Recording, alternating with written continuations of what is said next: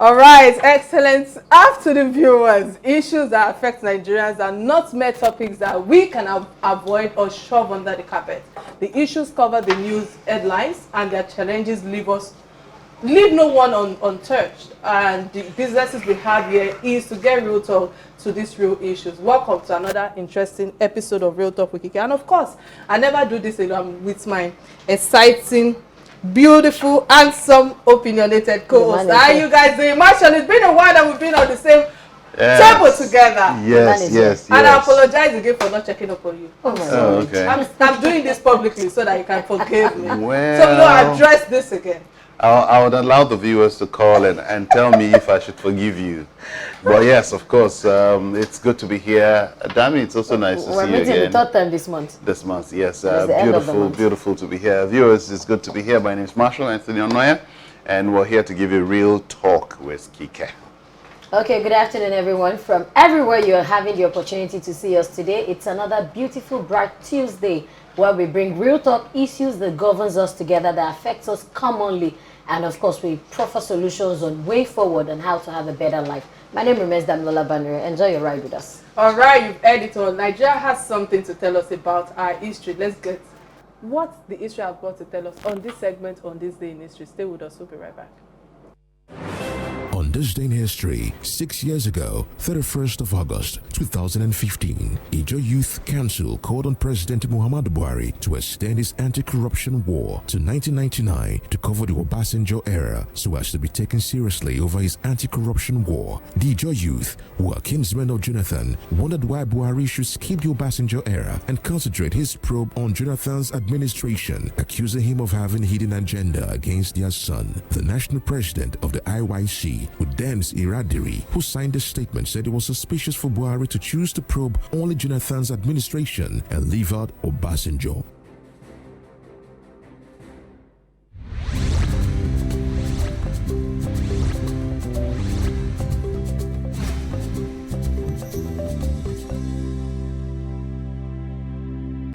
Dami, on this day in history today, what do you have to say to it? Well, I think about 6 years ago, the Ijo Youth Council called on President Muhammadu Buhari. Then, it's just imminent, like, when a new administration comes in, the next person or the immediate person to talk about is the previous administration.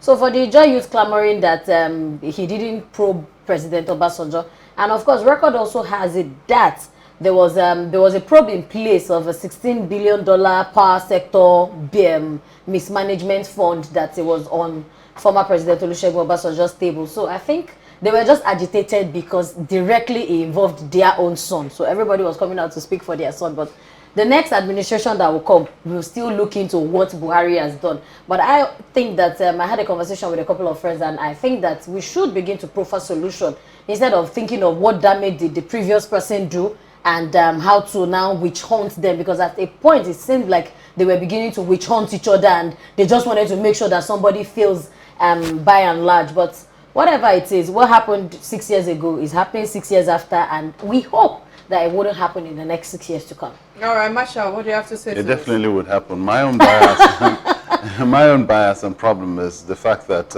or even you even picked it in your submission, saying that the Ijo people were concerned about their own son.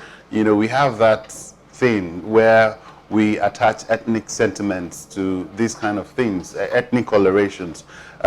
If he was supposed to be probed, he should be probed. But yes, Buhari's anti-corruption war should have been backtracked all the way down to the Fourth Republic, or rather Obasanjo administration, and not just with Goodluck Jonathan. So I agree with them. All right, I think I don't have more to say because it's obvious that it has become a culture where we keep, I know we have to keep lending our voices on the issues at hand, but the question is, I do not like the fact that each administration keep coming back and pointing fingers at each other. And I think that with that, with what both of you have analyzed, there's nothing more to add today. Pleasure to have you on the show today. Honestly, I'm happy I've been here. Thank you very much. Good to I know. love your studio. Many thanks, Thank you. many thanks. Sir. Thank you. You know, obviously our security architecture in the country is a failure, and we are falling from one degree of insecurity to another.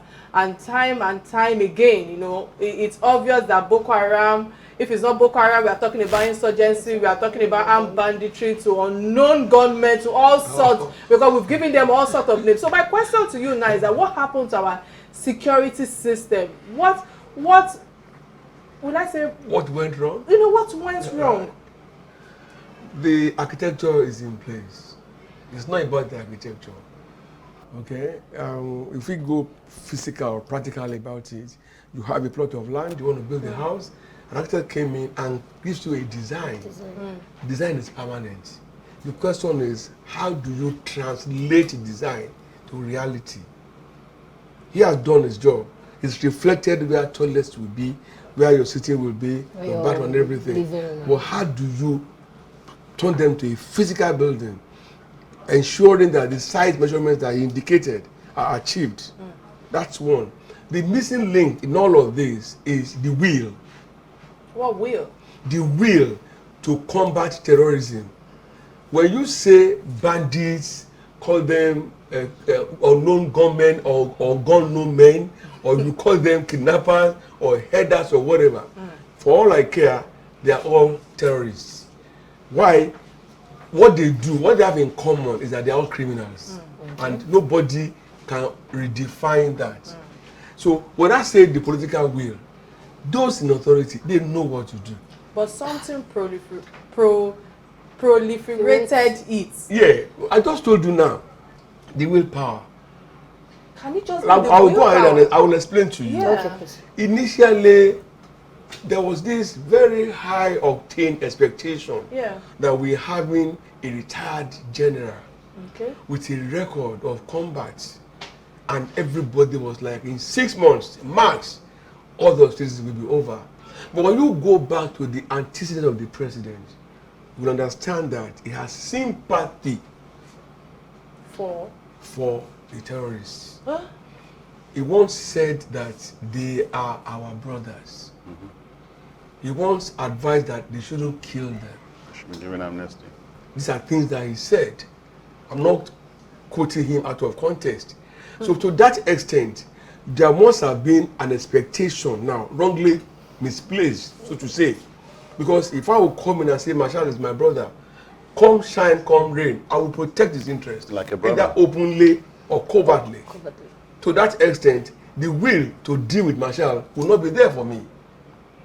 And that is what is reflecting. Unfortunately, as with everything, we are a very unserious nation. We like to hug our challenges.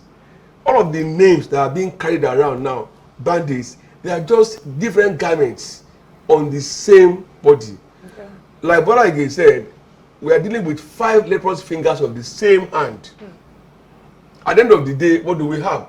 People are murdered, lives are lost, women are raped, men are captured, name it. Displaced. The last time I was told somebody, I said, look, if you don't understand, Boko Haram may have their regular sources of fund. Perhaps they need more money to up their game. So a branch of Boko Haram became kidnappers. And you know, the way it was, they grab somebody and the government is like helpless. They get paid. They keep multiplying. And that's where we are today. So much that even inside the church or mosque, nobody is safe. If it's all about religion, why go to the mosque? Yeah. So it's beyond that. So if we're saying that we lack the willpower and the president feels that they are our brothers, are we saying that the president is looking at us and telling us that he prefers to save one person than save 50 people? Because if one person can walk into somewhere and serially kill over 50 or 100 people at a time, and you're willing to grant that person an amnesty regarding that he comes to turn himself in. And we know what it is with serial killers, they do not stop. No. So does he prefer one person over 200 people? The word serial attached to their title makes you know that it's endless, limitless, unending. I'm glad that you just got the word out of my mind, that we've been pardoning criminals. Everywhere that I know, for every action there's a counter reaction, and for any time you can do crime, you must be ready to do the time. But what do we have there? They are pardoned, and that's not even my problem now. you pardon them, begin to lavish our hard-earned resources on them in the name of resettlement or whatever they may call it, forgetting that, as we are talking, so many people are in IDPs.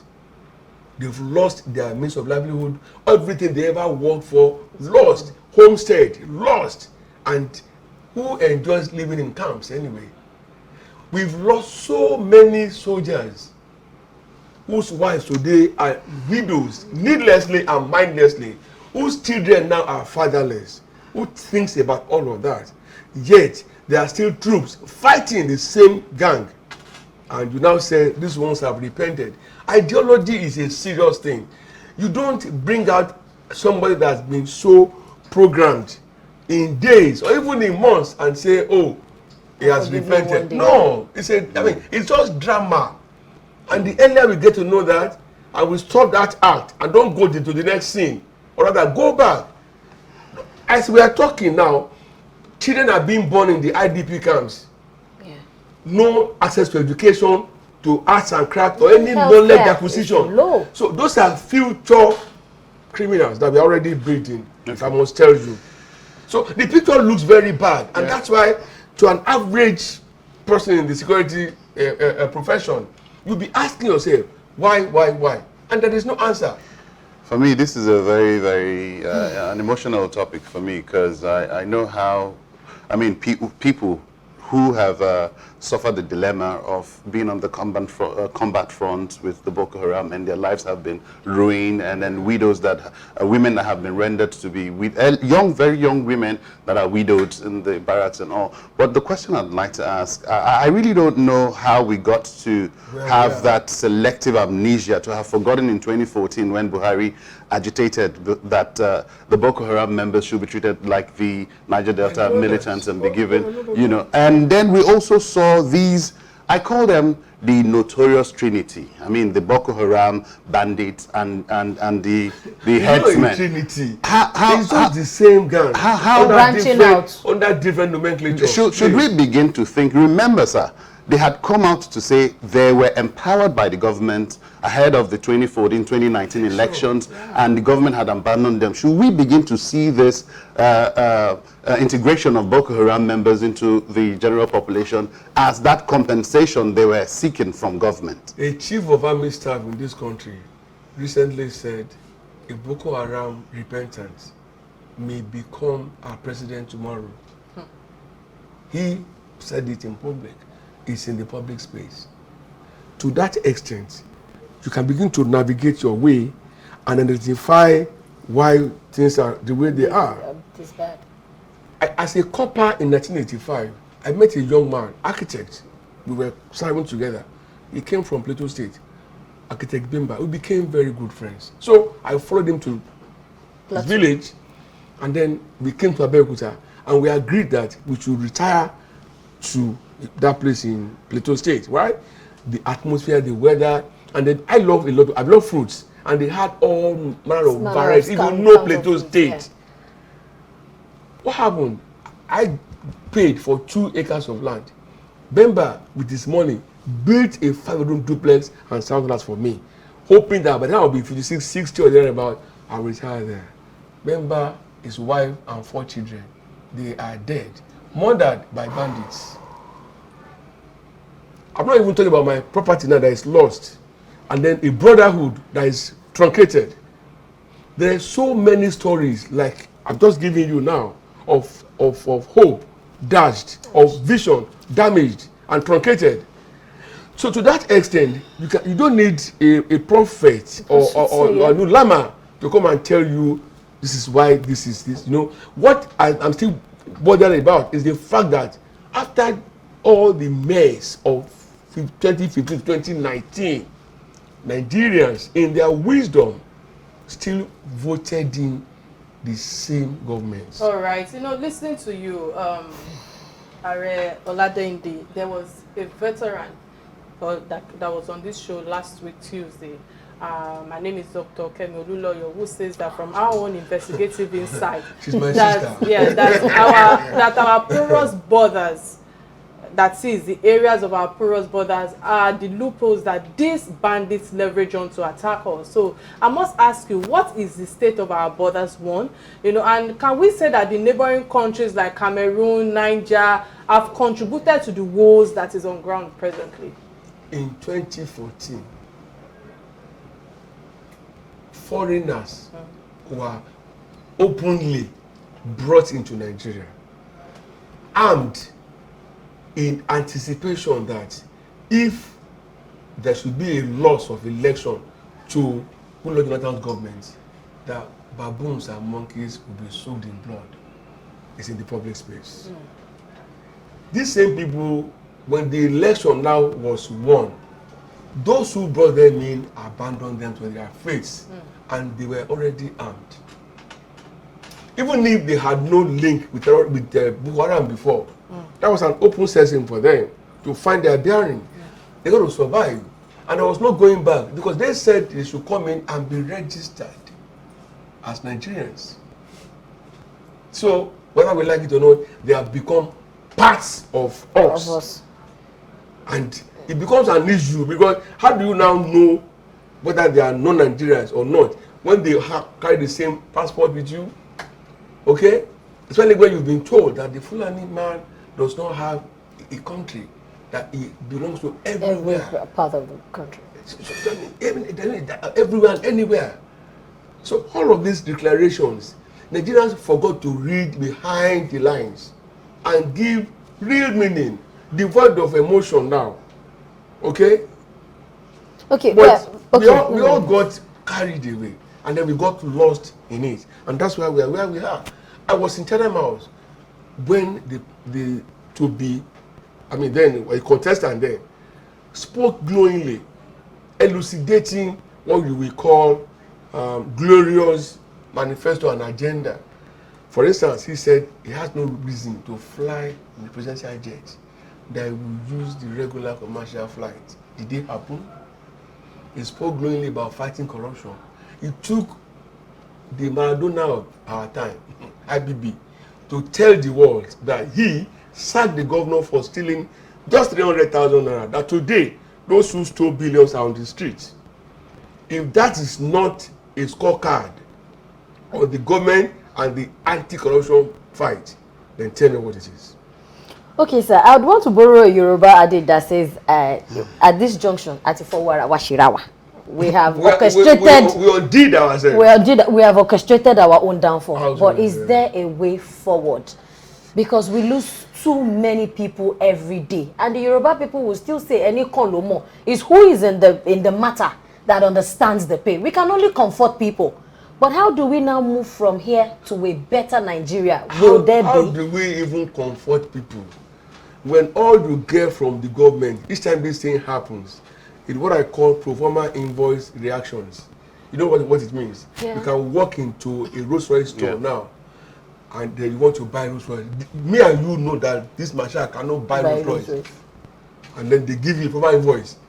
You walk out feeling tall. You know you're not coming back, but they will be expecting you. False hope, false expectation, failed even from takeoff. Now, if we are talking about how do we go forward, it's bigger than what we can wrap up within this small time frame. Why? Almost every field of our lives has now been tainted so much that we don't even now know who is who. Are we facing tribal issues? Are we facing religious issues? I'm glad. Or are we dealing with foreign invaders? All of these are there on the table. I'm glad you mentioned how do we go forward, and I understand that when you were talking earlier, you spoke about how President Buhari have refused to address them as terrorists. So the question now, because I know that the most recent debate about Garba Shehu is that the president is not addressing the bandits as terrorists, even after killing so many lives and costing the entire country economic losses. So now, even the Boko Haram themselves have labeled themselves as terrorists, and people have labeled them as terrorists, and we are yet to conquer them.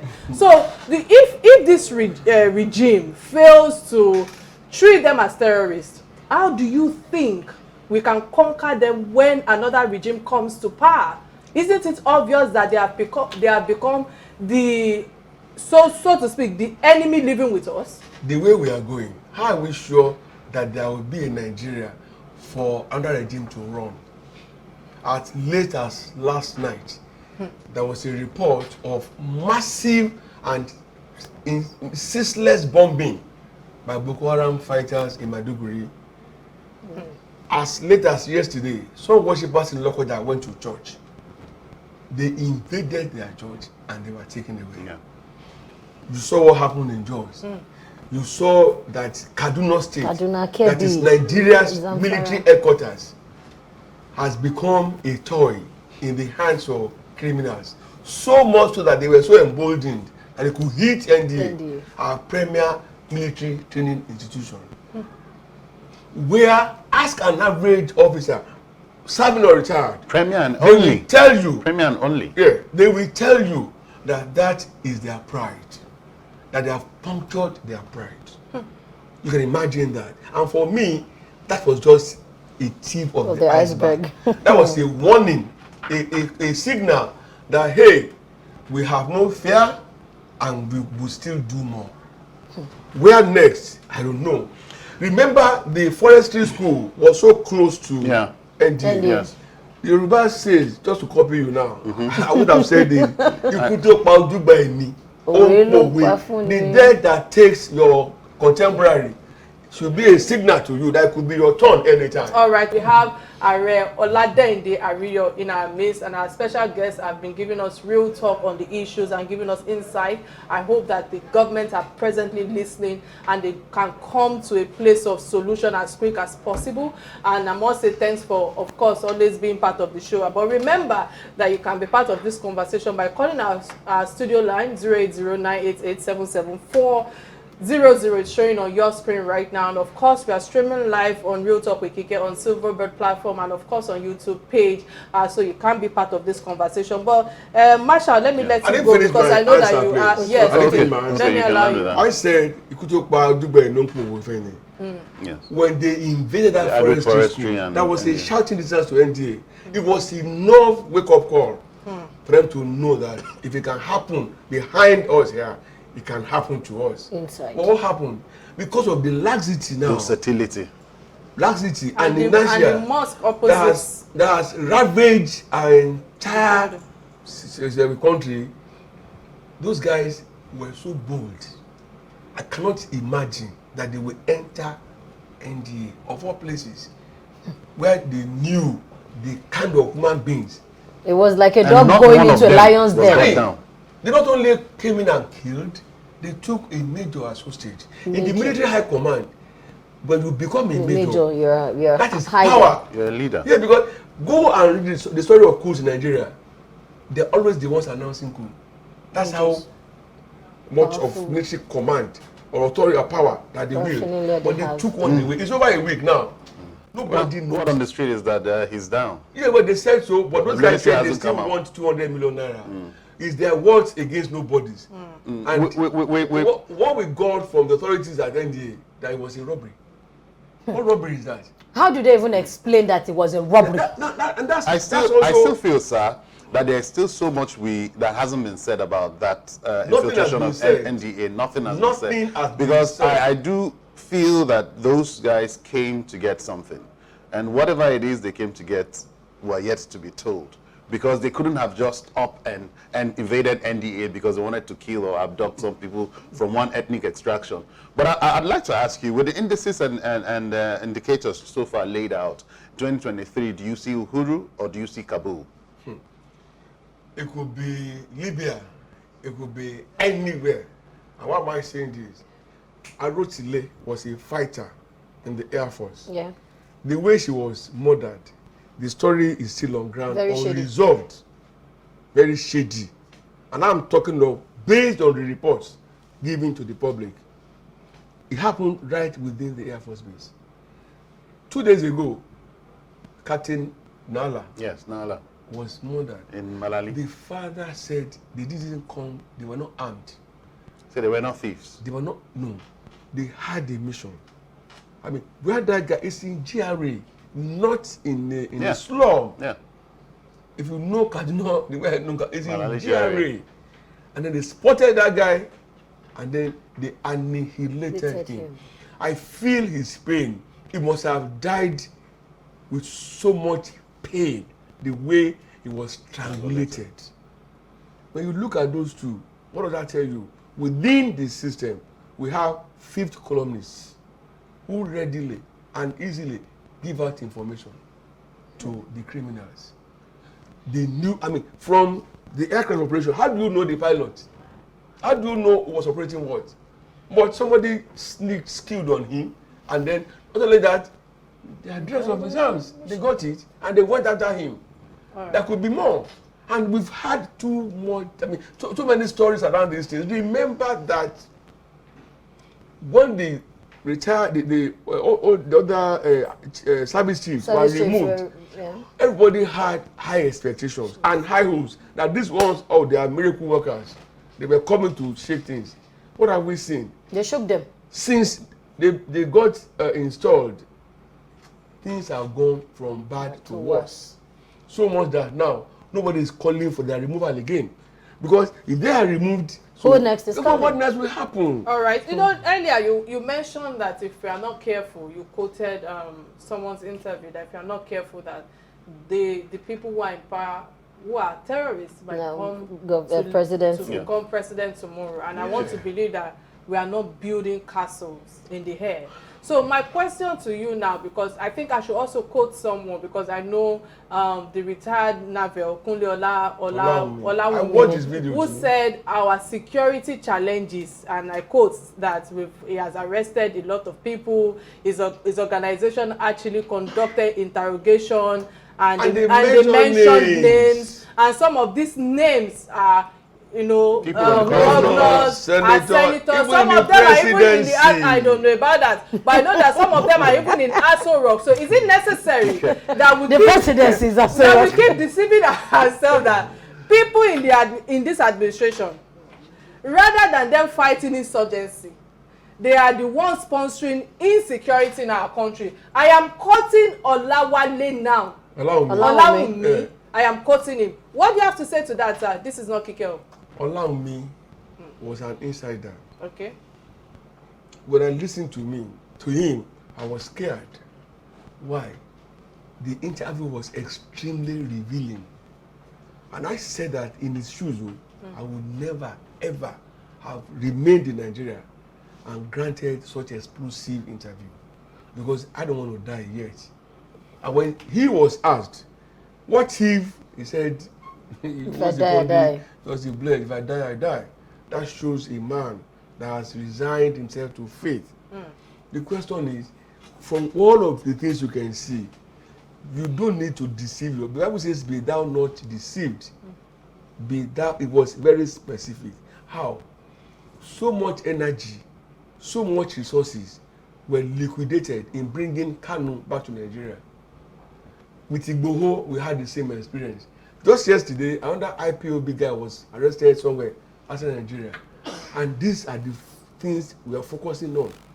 Whereas at the local level here, we know Sambisa Forest is not a devil's it was a game reserve. And it's spiritually inaccessible. We paid for Tucano aircrafts how many years ago? They came in since. We're still waiting for commissioning before they will be deployed. If you are expecting any miracle when they are deployed, you are wasting your time. These guys have been so empowered that in the last 3-4 years, they brought down aircrafts. They brought down fighter jets. So we're no longer dealing with tomboys. We are dealing with serious terrorists. And to that extent, if nothing is done, like I told you, the turn may be shocking. But remember, Turkey was a liberal Christian country. Lebanon was a liberal Christian country. Afghanistan was a liberal Christian country. My pain now is the fact that, contrary to what all Nigerians are saying, including Yetiala now, who represent headers, that they don't want open grazing. Why is our president insisting on looking for a law that never existed, that will make that possible. Especially when I know that I'm glad that you touched on the open gate, Yeah, because I know that the community the and the state policing yeah. and anti-open gazing campaigns are being used by the Southwest to curb the insecurity, the insurgency and terrorists that we are going through presently. So now, how can we sustain this? Is it sustainable, and how can the northern part of the country be totally eradicated from all these issues that we are going through? Do you believe that we should be divided as a nation, as a Nigeria? If you ask me, I will call for a division, and without apologies to anyone. Don't you think that would be too expensive? No, but let me what's happening already? Let me ask you. Okay. Are we, whether we admit, are we united? Whether we admit as or not, number one, we have never been so disunited as we are now. Absolutely. We have never been Since so insecure as we are it's now. been worse since 1966. We've never lost so much lives, and civilian lives. Let me also tell you, our economy has never seen such terrible moments as now. From 185 naira per dollar, as at yesterday, it was 540. That was why when I read the finance minister saying that the economy is improving, is growing, and they are borrowing money sensibly and reasonably. And I ask myself, I'm wondering. my O-level economics taught me that national economy is not matrixed or measured only in statistics, but in the ability purchasing power of the people. Pure water was 5 naira in 2015. In sachet today is 20 2019, it was 5 naira. Where it's 20 naira. It's 20 naira it's now. 20 naira. Okay, you don't drink pure water. No. You see? I drink pure water. She drinks the pure one in a bottle. Okay, so when you look at all of the instances that you can say, okay, they make life worth living. In Nigeria, everything had gone southwards. So why? And I'm still worried now that rather than a political class coming together to say, come, no PDP, no APC, come as Nigerians, we have problems. Seen, known, unseen, and unknown. How do we go forward? Then they can call for paper, people like me and others who have Nigeria's interest. But that's we been begin done to write right now. paper. That's been done and already. I have said it. That agitation has been already on the forefront. No, when you say it's been done, on what platform? No, it's the agitation itself, not the confab or the but the agitation for a referendum, agitation for a national sovereign conference. We don't need. But they are stumbling blocks already. We don't need any national conference. Let's move away from the lamentation, sir. What I'd like to ask you, I did ask you if in 2023 you'd see Uhuru or Afghanistan. But I just told you. Yeah. So how do we go from where we currently are? Okay. How do we go from where we currently are? Do we need to impeach the president? Because I was watching Judge Jenny yesterday on the Fox News, and I saw how she called out the president of the United States. And I said, can anyone dare do this in Nigeria? Do we need to call for the impeachment of the president? Do we need to call for some certain drastic actions to be taken on the corridors of power? Today, this is my 4th TV appearance. I've said it and I'm saying it again. The president is overdue for impeachment. But like she asked, who will bear the cat? Is it the spineless National Assembly? When last did you hear any meaningful statement? I don't think the House of Assembly has the power to do that. That connects with the wishes They have to and the aspirations of the people. No, they cannot. They cannot. When last have you heard them make any meaningful statement that you can connect with and say, Or even policy, there is something. This is not politics. No, I said policy, even a policy that works. Policy. So when you look at it's like a total damage is being wreaked on all fronts and at every spot, leaving Nigeria prostrate. And Even Nigerians. The Minister of Justice had said that they have information indicting people in the corridors not only of power that, as the sponsors of minister Boko told Haram. us he has a list of 400. I mean, That has, yes. and we've been wondering, let us see the list. We've not seen the list. Prosecute them. It's not happened. Check your records. Very few. You can count them on our fingertips now. Have been arrested, investigated, prosecuted and jailed. for being either bandits or But terrorists. most of the time, when they even jail them, it feels like there is an undermining backlash. Or maybe Marshall has offended me. Okay, this opportunity, I'll use it to show you. That's what it feels like. Because I remember what happened in the, I think, Jules Okalu case. It was a case of misappropriation of funds from his, and he went to jail. And we saw some other people like that go to jail. He's even talking on the part of the terrorists, right? No, I'm saying that even from governance. But now I'm saying some people were of the notion that, oh, they just did not like Ojikalu. Oh, because what he has done is not what somebody has not done before and gone away scot-free. Now that's where I stand. Do we do these things to which harms people, or we genuinely know that they should be brought to book and let them face accountability? We have always been a nation of no consequence. Depending on who you are, depending your... Don't forget, I'll tell you one of my principles now. Your network determines your net worth. So when you have a very strong network, that means you have a high profile network. There are people in this country, there is nothing that they do that they will get punished. Whatever, no matter how heinous that crime may be, they will escape justice. And that is the truth. We have in our palaces, in our expensive apartments, men who should be in prisons, but are the ones calling the shot. The way to go, Nigeria has to be reinvented. That is my word. Wow. So on that note, we will be ending on that. On the fact that already? Yes, Nigeria has to be reinvented. Yeah, we have to reinvent. Before you send me away. Hashtag reinvent Nigeria. I'm not sending you away yet. We have a nation that do not, at least a nation with no consequences. I think that is one of my takeaways. I think on this note, I think we have a caller on the line.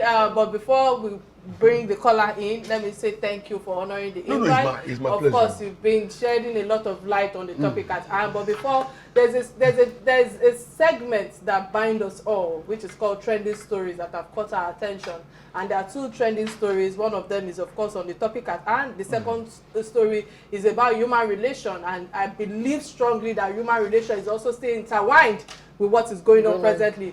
Hence the reason why we'll be taking this up. But before we go on the trending story, we have Zainab from Plateau State calling. Zainab, many thanks for calling. What's your contribution or your perspective on the Please reduce the volume of your TV set. Please reduce the volume of your TV set. Okay, yes, all right, that's go good. ahead, please.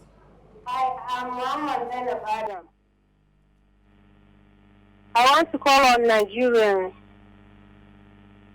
Please, as a mother, as a father, what are we planning for this country, for the next generation?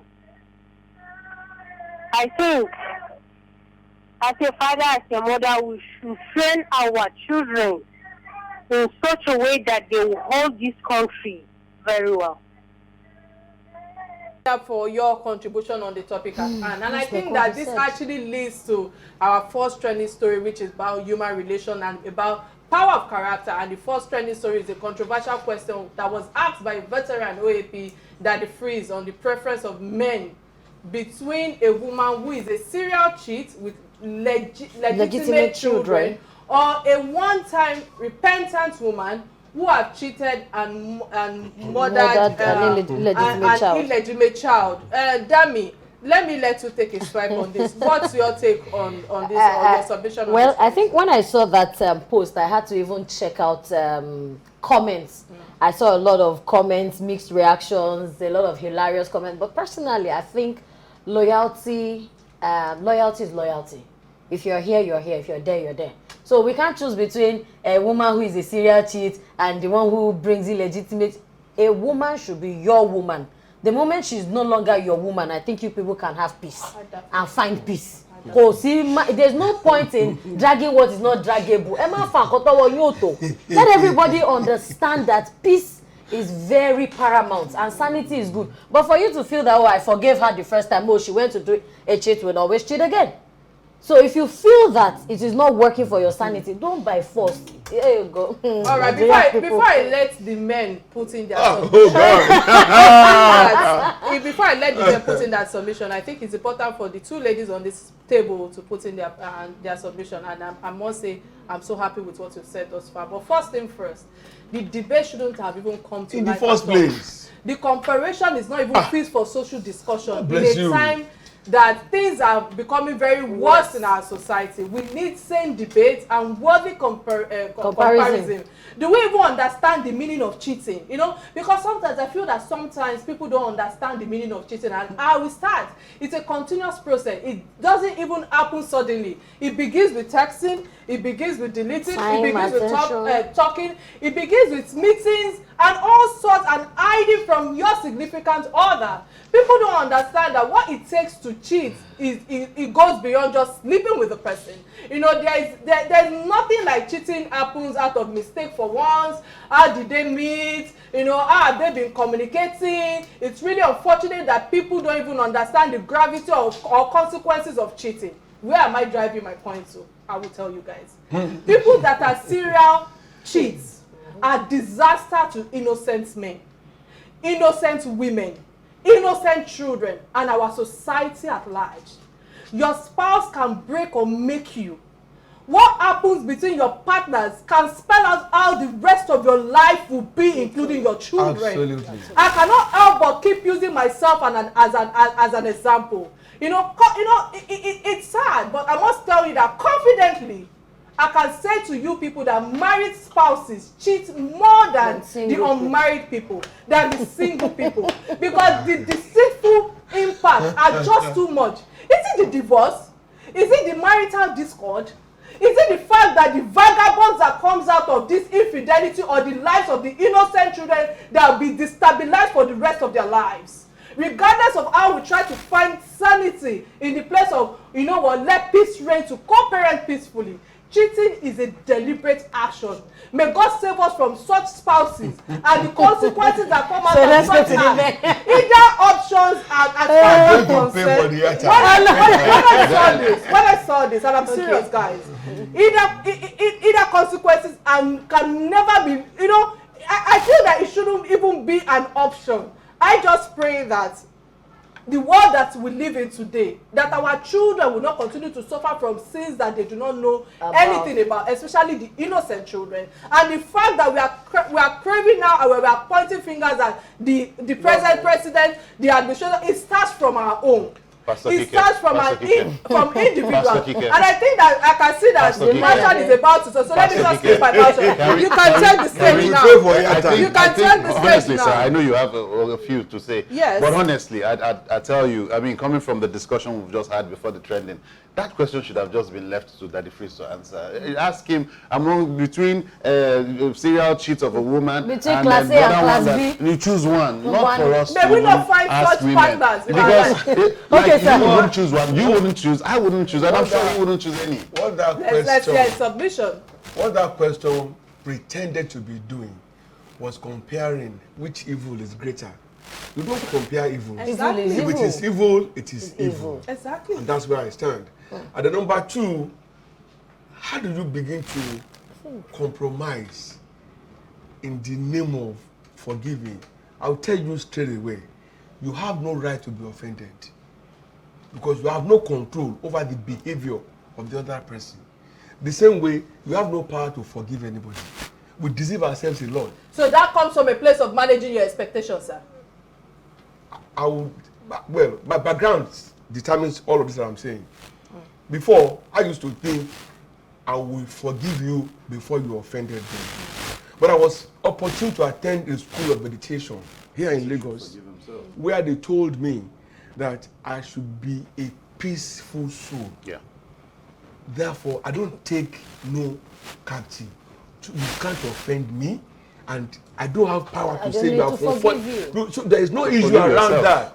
And the same way, it's only God that we can offend and can forgive. All right, many thanks Otherwise, for we'll that continue to submission. live under that deceit. All right, many thanks for that. The second trending story that caught our attention is that of the Kebbi's senator's son murdered in Kaduna, and the news gathered was that it was a 36-year-old pilot, was recently married. I know that this topic is, this second trending story is something that is very dear to Dami and I, when she called my attention to it yesterday. But, Dami, what's your take on it thus far? With what has happened, with why you are talking about the escape, where we are talking about the vehicle, where we are talking about his personal belongings and how he was assassinated? Well, I think that I would first of all like to commiserate with his family at large. If he had parents, of course, his father, his mother, his wife, she must be in a place of distraught at the moment, because for a young man who willingly served his country and he gets this payback. I remember that we used to have this appellation of the young shall grow. But now it feels like the young shall die and we are trying to keep the old. Because at the end of the day, when the old ones know how to curb or how to stop these incidents, and they, because of selfish reasons, allow the younger ones to be murdered, it's not even a case of who snitched now. It is a case of going back to the foundation and why did it have to happen? If we were in a place of security, sanity, if we had a template, I'm sure that a lot of these people would have served till their old age and retired in peace. The template he said is not serving us till date. Masha, what's your Well, because we do not have much time on the show, I'd like to, because I know you also wanted to make a final submission. Let's listen to you. Yeah, we touched on that. The fact that we know that there are people snitching on the personnel in the armed forces that are on the forefront of the fight against insurgency and banditry and Boko Haram in general. And it's sad. I really wish that after now, that the consciousness of the need to do something would befall those on the corridors of power. I'll let you have your submission at this juncture. Thank you very much. This is the first time we are having governors openly disagreeing with the president. Okay? That's the issue of southern governors and the president regarding open grazing. I have never had the Sultan complained with so much trepidation with the way the president has complained. Governor Ochom has not hidden his position, and please, it's not. I don't think he has anything personal against Muhammadu Buhari, but he has a lot that does not agree with the way the president is managing our situation. It's looking increasingly hopeless by each person there, and that is the problem for me. We have to reinvent Nigeria. If you want my script, come and pay, I'll give it to you. Hashtag reinvent Nigeria. All right, many thanks for that submission. I think for me, my analysis on this is the fact that it's still linked to the topic at hand. And I know that first thing first, just like Damilola had to, at least share our own empathy message, that my condolence message to the family of the bereaved. He was not only a soldier but a martyr, because I learned that he was an active pilot who helped to kill so many bandits and terrorists, causing this nation havoc. So I'm using this platform to use this opportunity to say that may God forgive his soul and give him a good welcome at his end. However, back to our discourse, I will say that there's a Yoruba adage that says that Tikule oba pani. The outside one will not open door. Which means that we are not only betraying ourselves, but sabotaging from within.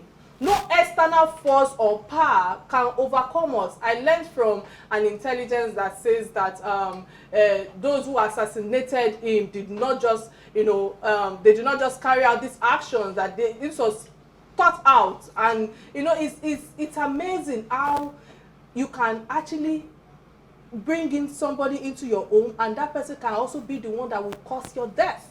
Because however we look at this is exactly what has happened, and this is a fellow that I can tell you that he sold that his they sold that his identity, and his whereabouts. Hence the reason why they were able to at least get to where he is today. So it's unfortunate. It's unfortunate that something like this is still ongoing and nothing has been done about it. And I pray that it will never happen to any of us on this platform or our loved ones. You know, like Yoruba people will say, no, you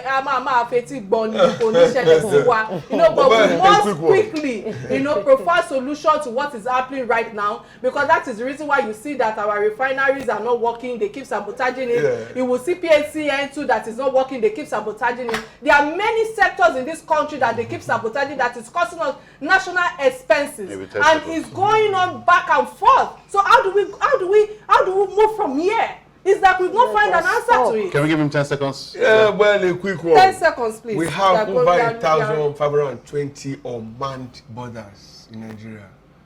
Unfortunately, the battles that we are fighting are not against external aggressors. It's not impossible that arms and ammunition, small arms now, get brought in through those channels, right? But the truth is, the same way that Afghans refuse to fight the Taliban, we have refused to confront our challenges. All right, many thanks. On that note, this is where we've drawn the curtain of the show today. I must say thank you so much for coming on this show. Till we come your way on Thursday, but you can catch me on radio on Wednesday, Inspiration FM. But with that, please keep being real and bye now.